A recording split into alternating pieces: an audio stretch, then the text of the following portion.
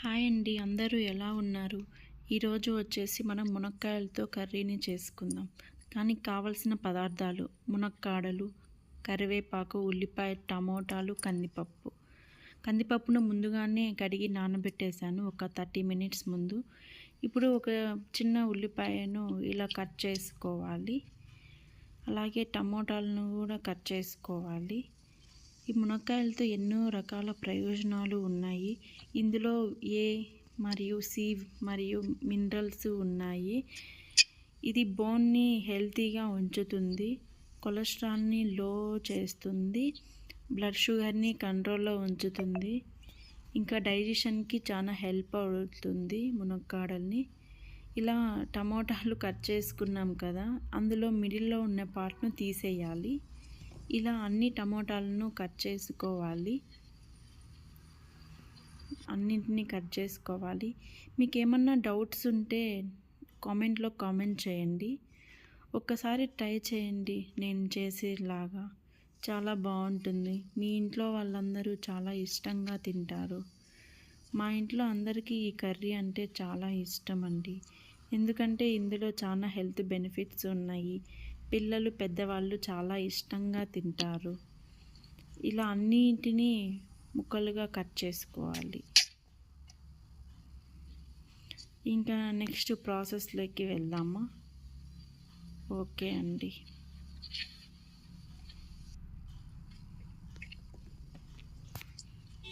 ఇంకా మీకు ఏమన్నా డౌట్స్ ఉంటే కామెంట్లో కామెంట్ చేయండి. ఇలా అన్నింటినీ చిన్న చిన్న ముక్కలుగా కట్ చేసుకున్నాక స్టవ్ మీద ఒక కుక్కర్ పెట్టుకోండి. అది హీట్ అయిన తర్వాత ఆయిల్ వేసుకోవాలి. మీకు నచ్చిన ఆయిల్ అండి, చూసుకొని వేసుకోండి. ఆయిల్ కొంచెం హీట్ అయిన తర్వాత ఇందులోనికి కావలసిన పదార్థాలు ఆవాలు, జీలకర్ర, ఉట్టిమిరపకాయలు వేసుకోవాలి. ఇదిగోండి నేను చూపిస్తున్నాను కదా, ఇలా అన్నీ తీసుకోండి. అన్నిటిని ఒకటేసారి వేయాలి. ఇవి కొంచెం వేగిన తర్వాత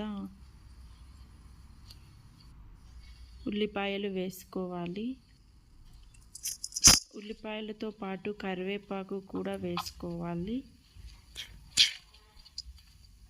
ఇవి బాగా మగ్గిపోవాలండి. ఉల్లిపాయలు, కరివేపాకు కొంచెం కలర్ చేంజ్ అవ్వాలి, అంతసేపు బాగా మగ్గపెట్టుకోవాలి. ఉల్లిపాయలు కొంచెం కలర్ చేంజ్ అవ్వాలి, అప్పుడే మనకు టేస్ట్ వస్తుంది కూర. పచ్చిగా ఉంటే బాగుండదండి. కొంచెం బాగా ఫ్రై చేసుకోండి ఈ ఉల్లిపాయను, కరివేపాకును. ఇది మగ్గిన తర్వాత ఇందులోకి 1 స్పూన్ అల్లం వెల్లుల్లి పేస్ట్ వేసుకోండి. ఫ్రెష్గా దంచిన అల్లం వెల్లుల్లి పేస్ట్ అండి, అదైతేనే బాగుంటుంది. ఇది కూడా ఆయిల్లో కొంచెం సేపు 2-3 మినిట్స్ ఫ్రై చేసుకోవాలి. ఇలా ఫ్రై చేసుకున్న తర్వాత ముందుగానే మనం కట్ చేసుకున్న టమోటాలని ఇందులో వేసుకోవాలి. ఈ టమోటాలు, ఉల్లిపాయలు బాగా మిక్స్ చేసుకోవాలి. తర్వాత తగినంత ఉప్పు వేసుకోండి. అలాగే కొంచెం పసుపు వేసుకోవాలి. ఉప్పు ఎందుకు వేసుకుంటున్నామంటే మనం టమోటాలు కొంచెం త్వరగా సాఫ్ట్ అవుతుందండి, తొందరగా మగ్గిపోతాయి ఉప్పు వేసుకుంటే. అందుకు కొంచెం ఉప్పు వేసుకోండి. ఇది బాగా మగ్గాలండి, టమోటాలు బాగా మగ్గిపోవాలి. మగ్గిన తర్వాత మనం ముందుగానే తొక్క ఒలుచుకుని పీల్ చేసుకున్న మునక్కాడలు ఇందులో వేసుకోవాలి. ఈ మునక్కాడలు వేసుకున్న తర్వాత కందిపప్పు మనము ఒక టీ గ్లాస్ పైన కందిపప్పుని ముందే కడిగి పెట్టుకున్నాం కదా, ఆ కందిపప్పును కూడా ఇందులో వేసుకోవాలి. ఇదంతా బాగా మిక్స్ చేసుకోవాలండి. ఈ కందిపప్పు, ఈ మునక్కాడలు బాగా కలిపి పెట్టేటప్పుడు మిక్స్ చేసుకున్న తర్వాత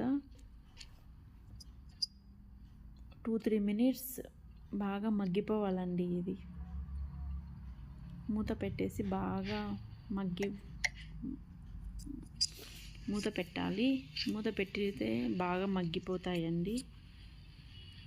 ఇలా బాగా కలపెడుతూ ఉండాలండి, లేకుంటే అడుగు అంటుతుంది.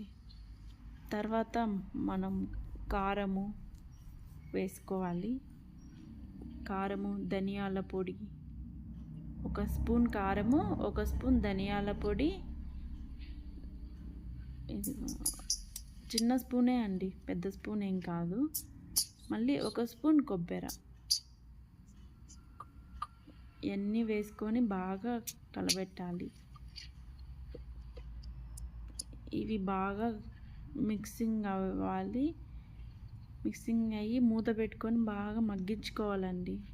మగ్గించుకున్న తర్వాత వాటరు, మనకి ఎంత గ్రేవీ కావాలో అన్ని వాటర్ వేసుకొని, టేస్ట్కు ఉప్పు కారం వేసాం కదండి, అవి ఈ స్టేజ్లోనే మనం అడ్జస్ట్ చేసుకోవాలి. ఉప్పు కారాలు అడ్జస్ట్ చేసుకొని విజిల్ పెట్టాలండి.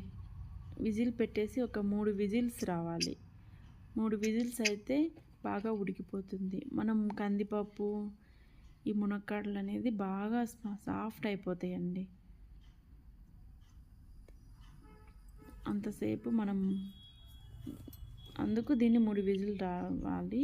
3 విజిల్ వచ్చాక ఇలా ఉంది చూడండి, ఎంతో టేస్టీగా ఉంటుందండి. మీరు కూడా ఒకసారి ట్రై చేయండి నా స్టైల్లో. చాలా బాగుంటుందండి కర్రీ, మునక్కాడలు. అందులో ఇప్పుడు సమ్మర్ కదండి, సీజన్ కూడా. ఓకే అండి, బాయ్ అండి. ప్లీజ్